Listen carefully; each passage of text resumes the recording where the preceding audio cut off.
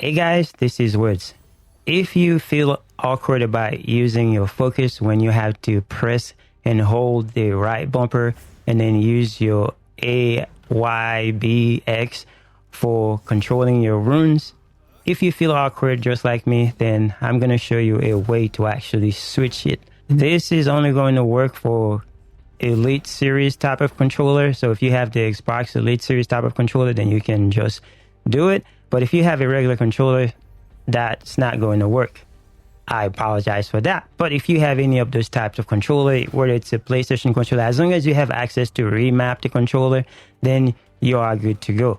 First of all, if you take a look at the default controller, you will see that the left trigger is for parry and the right bumper is for the main hand rune switch.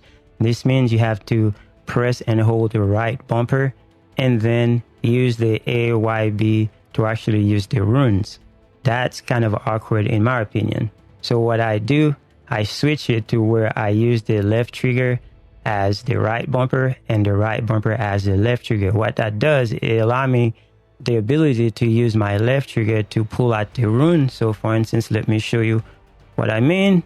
So if I press the left trigger, you can see on the bottom left that I have X, Y, B, and A. So if I'm holding my left trigger, I can just automatically use my thumb to actually use my runes. It's a lot easier that way.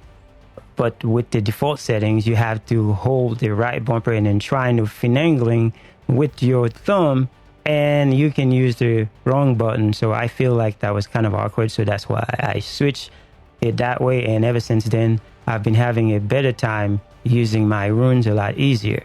So if you are using the Elite Series controller from Xbox, then you already know how to go and change the buttons. So for some that may not know, all you gotta do is just pull up your Xbox accessories app and then just go in there, just create a new profile. That way you can still keep your default profile or for whatever other game you use and or whatnot.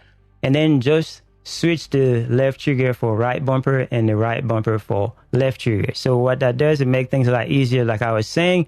So if I hold my left trigger and now I want to use my fire enchantment, all I gotta do is just use my Y, and then now I have my fire enchantment activated. And same thing, if I need to use the X button, I just press the X button.